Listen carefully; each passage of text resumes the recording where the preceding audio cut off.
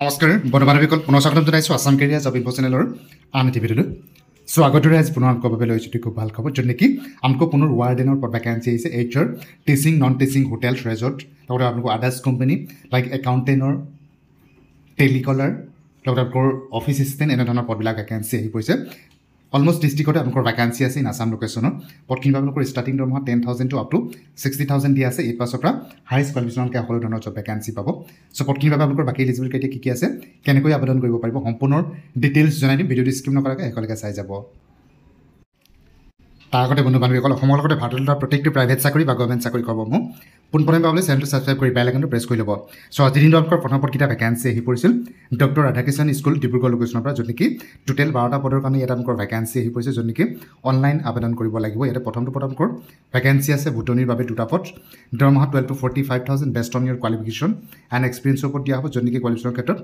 BS in botany experience 2 to 3 years 11 and 12ৰ বিচৰা হৈছে নেক্সট আপোনালোকৰ PGT জুলজিৰ বাবে আছে দুটাকৈ পদ ভেকেঞ্চি আছে দৰমহা চেম এজ ইট ইজ কোৱালিফিকেশ্যনৰ ক্ষেত্ৰত MSc in zoology experience same as it is দিয়া আছে 2 to 3 years 11 and 12 PGT business ষ্টাডিজৰ কাৰণে ভেকেঞ্চি আছে এটা পদ দৰমহা 12 to 35,000 MCom লগতে 2 to 3 years experience in class 11 or 12 PGT and সাইকোলজিৰ বাবে আছে আপোনালোকৰ এক্সপিৰিয়েঞ্চ এণ্ড কোৱালিফিকেশ্যন দিয়া আছে এণ্ড TGT ছ'চিয়েল ছায়েন্সৰ বাবে পুনৰ এটা পদ ভেকেঞ্চি আছে দৰমহা 12,000 to 35,000 কোৱালিফিকেশ্যনৰ ক্ষেত্ৰত MA experience same as it is দিয়া আছে এটা HR এক্সিকিউটিভ পোষ্টৰ কাৰণে আপোনালোকৰ ভেকেঞ্চি আহি গৈছে য'ত নেকি 10 to 18,000 দৰমহা প্ৰতিমাহে দিয়া আছে কোৱালিফিকেশ্যনৰ ক্ষেত্ৰত MBA in human resources department 2 to 3 years experience in the same field ৱাৰ্ডেনৰ কাৰণে টোটেল 4টাকৈ পদ ভেকেঞ্চি আছে দৰমহা 9 to 20,000 দিয়া আছে কোৱালিফিকেশ্যনৰ ক্ষেত্ৰত এনি গ্ৰেজুৱেট বিচৰা হৈছে মেল ফিমেল দুয়োটাই আবেদন কৰিব পাৰিব চ' পদকেইটাৰ বাবে আপোনালোকে কেনেকৈ আবেদন কৰিব তলত আপোনালোকক মেইল ID দিয়া আছে লগতে আপোনালোকৰ স্কুল এড্ৰেছ দিয়া আছে কণ্টেক্ট নাম্বাৰ দিয়া আছে পদকেইটাৰ বাবে আপোনালোকে যোগাযোগ কৰি ল'ব নেক্সট পদকেইটা আপোনালোকৰ ভেকেঞ্চি আহি গৈছিল য'ত নেকি IIT গুৱাহাটীৰ পৰা চ' আজিৰ দিনত নেক্সট পদকেইটা ভেকেঞ্চি আহি গৈছিল য'ত নেকি বেংক কালেকশ্যন এজেঞ্চিৰ পৰা ভেকেঞ্চি আহি গৈছে hiring for multiple position multiple location number post আপোনালোকৰ 25 দিয়া আছে সুপাৰভাইজাৰ কাৰণে পদ ভেকেঞ্চি আছে উইথ ইয়ৰ এক্সপিৰিয়েঞ্চ দৰমহা আপোনালোকৰ 30,000 প্ৰতিমাহে টেলিকলাৰ বাবে ভেকেঞ্চি আছে 15,000 প্লাছ ইনচেন্টিভ কি আছে EMI কালেক্টৰৰ বাবে আছে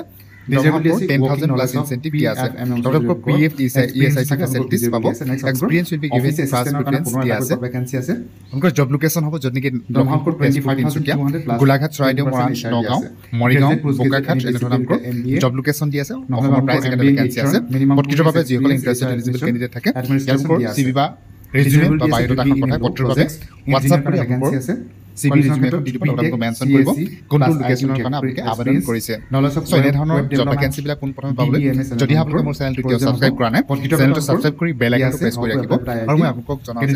মোৰ জবৰ প্ৰতিটো ভেকেঞ্চি ডিটেইলছ